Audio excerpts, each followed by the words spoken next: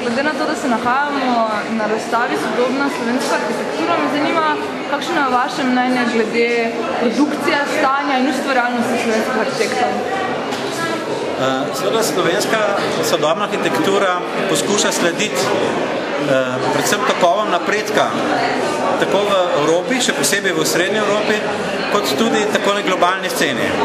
In to se mi zelo pomembno, to se pravi, da stopa na kak način v tekmo, v dialog, v vzporejanje z najboljšimi dosežki, bi rekel, na mednarodni sceni. To se mi izredno pomembno in pogumno, čeprav deluje v pogojih, kot je to pač javna tajnost, ki so najslabši v Evropi. Skratka, v Sloveniji so honorarji za projekte, za izdelavo projektne dokumentacije najnižji.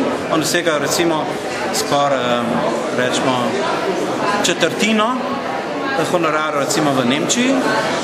Roki so zelo kratki in seveda tudi spoštovanje arhitekture kot posebna oblika javne umetnosti je v Sloveniji najslabša. Mi vemo, da smo v bistvu na predzadnjem mestu po lestvici priljubljenosti javnih, kako bi rekel, nam bom rekel uslužbencem, ampak javnih delavcev.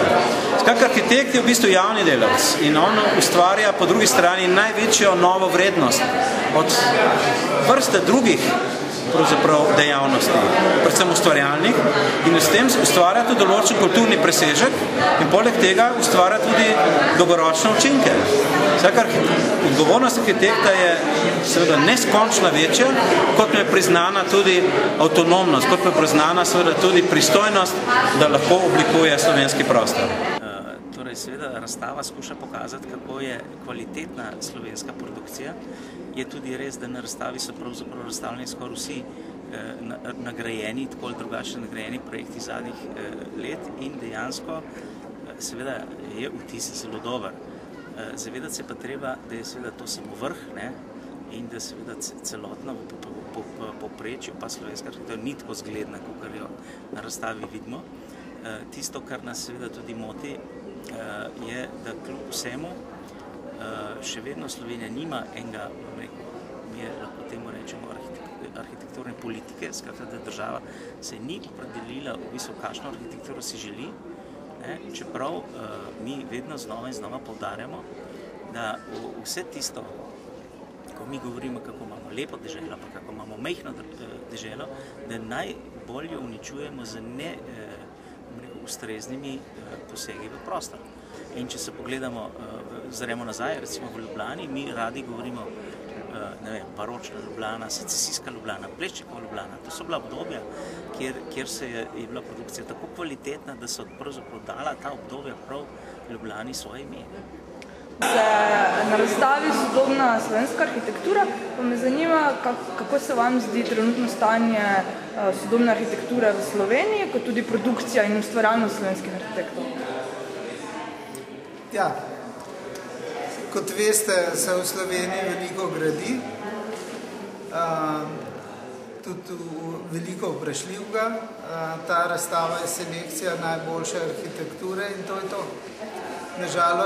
Nažalost je to manjši del, ki predstavlja slovensko realnost. Ok, pa me zanima še mogoče nekaj, kar je zelo aktualno trenutno v medijih, kot tudi v širši javnosti, in sicer kritike glede urbanističnega in arhitekturne rešitve železniške postaje. Me zanima, kakšno je vaše mnenje o tem? Ja, postavljate mi težko vprašanje po eni strani, ampak na drugi strani vam lahko odgovorim, da je bil za železniško postajo natečaj. Potem so investitorji izbrali arhitekta, ki je sicer relativno ugledno ime, ni pa v prvi ligi.